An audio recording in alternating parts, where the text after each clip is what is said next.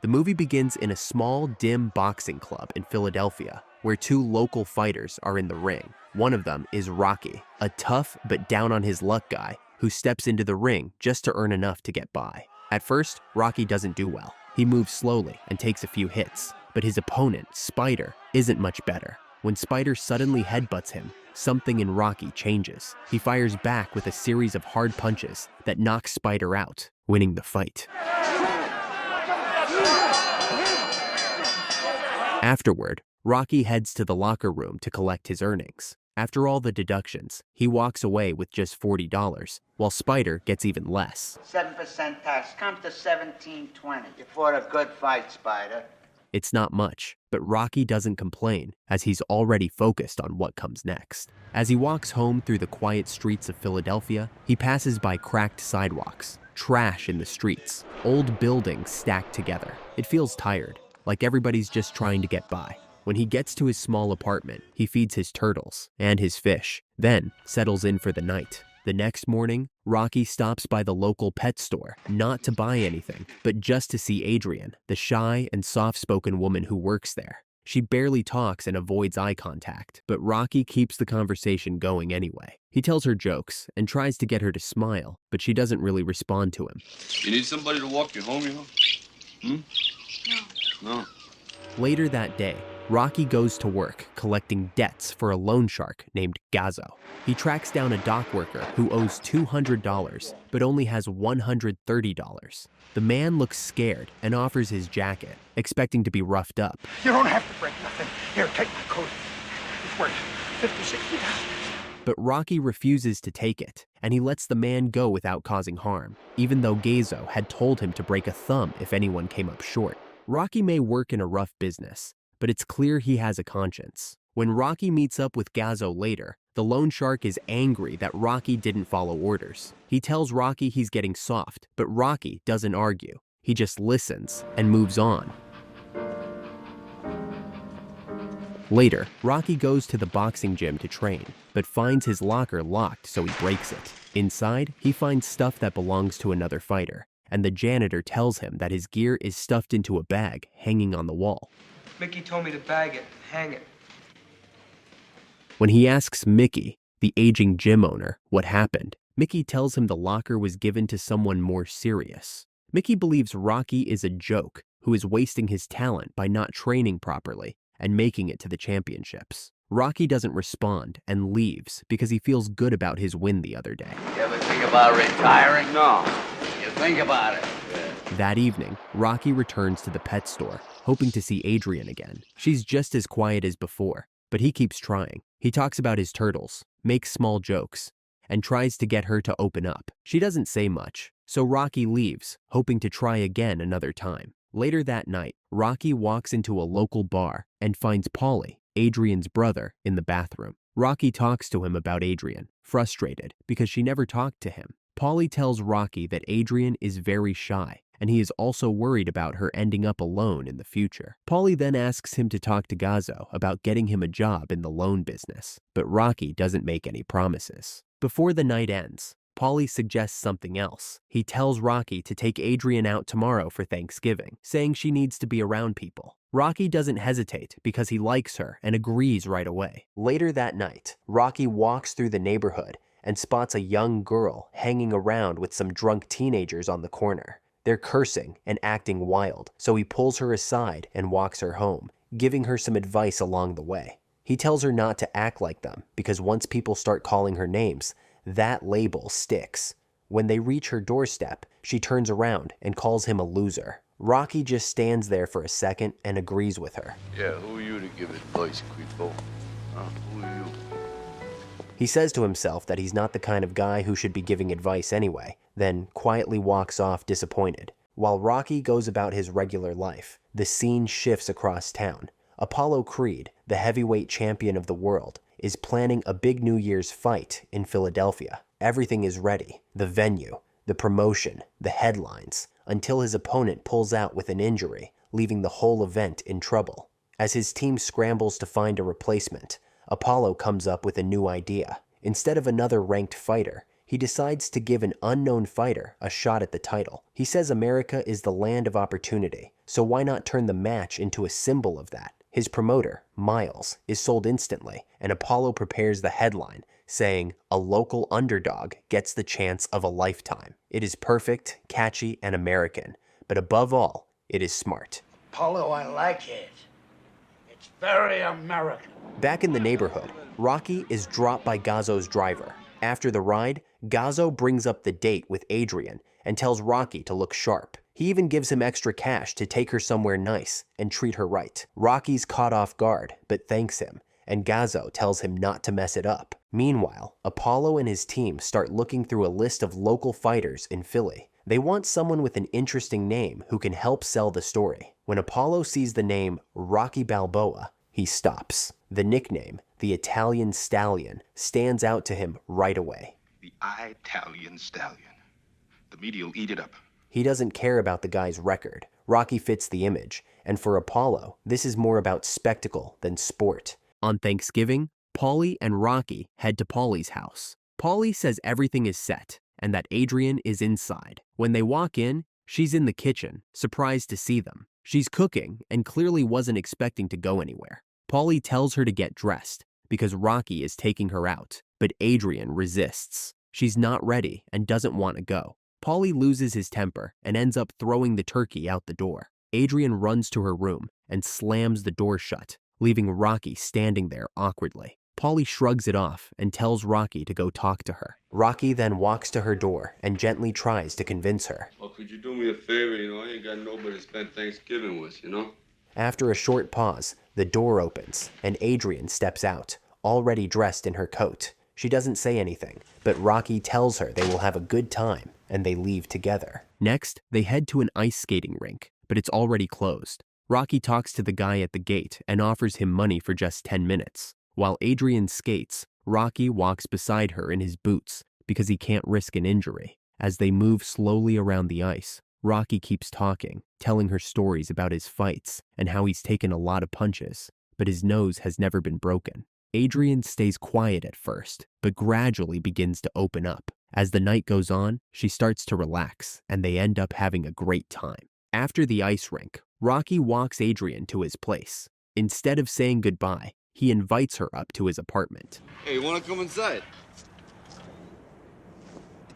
At first, she's unsure and stands outside, hesitant to go in, but then Rocky gently encourages her, saying she doesn't have to stay long. After a quiet pause, she finally steps inside. Rocky then takes off his jacket, talks about his turtles, and offers her something to drink. Adrian, however, stays nervous and unsure of what is about to happen next. Seeing this, Rocky comes closer to her and leans in to kiss her. Eventually, they end up spending the night together. The next day, Rocky walks into the gym, and Mickey tells him that Apollo's promoter is looking for him, probably because he needs a new sparring partner. But like always, the conversation takes a rough turn. Mickey starts talking, and Rocky snaps because he's had enough of hearing the same thing from him.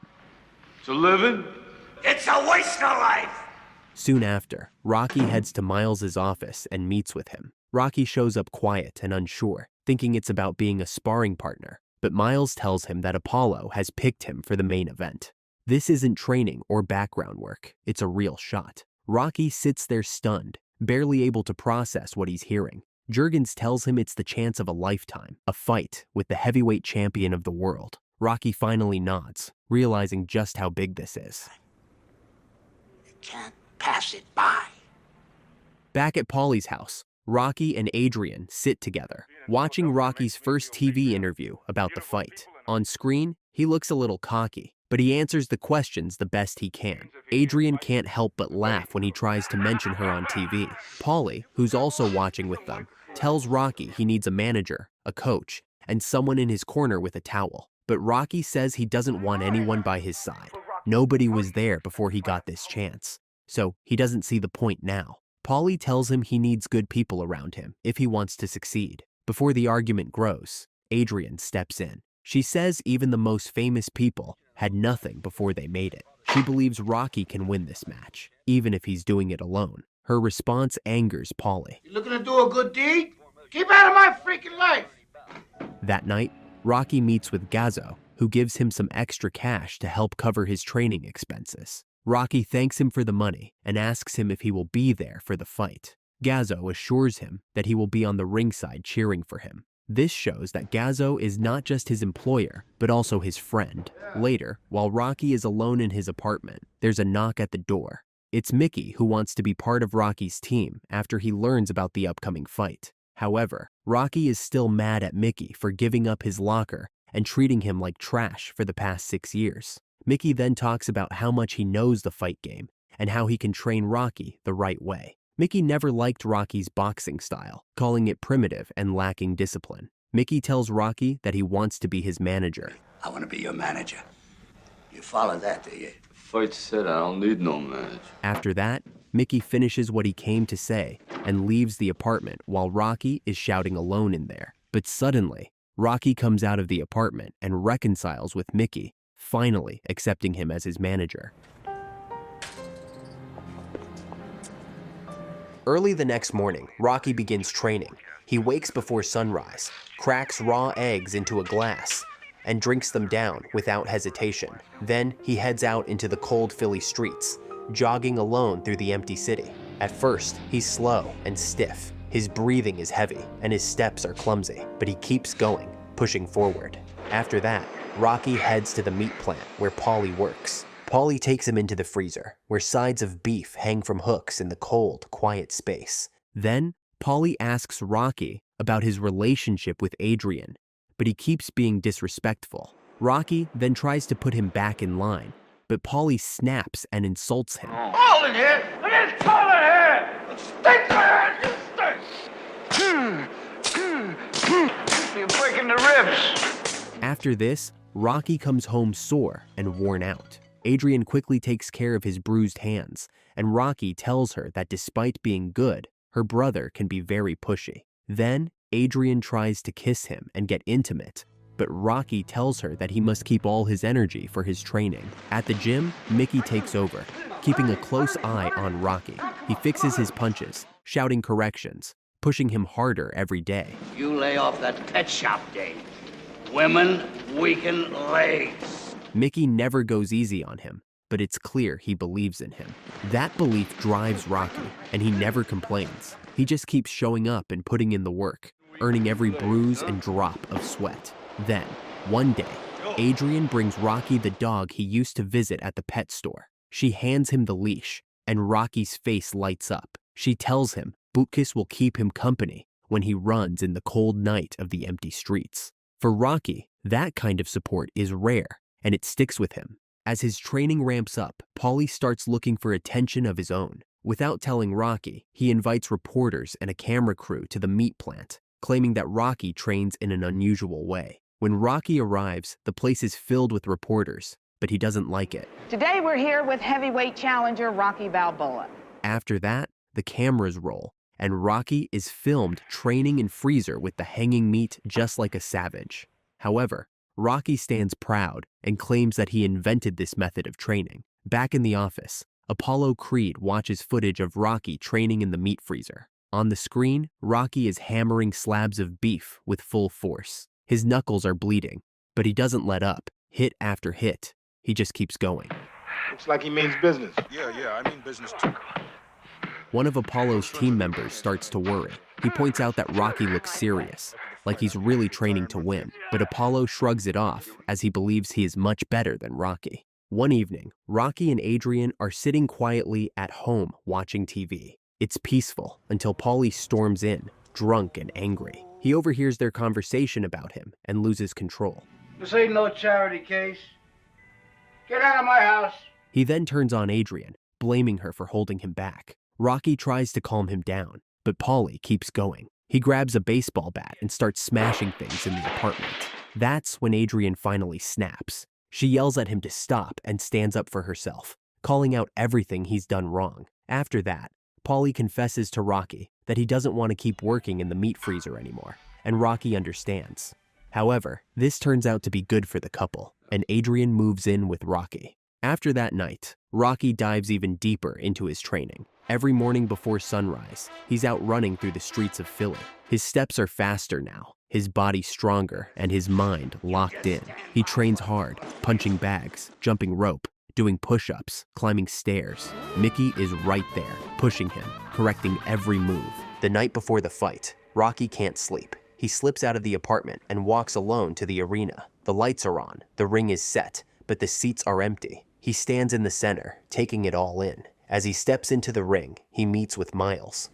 Well, I'm wearing white pants with a red stripe.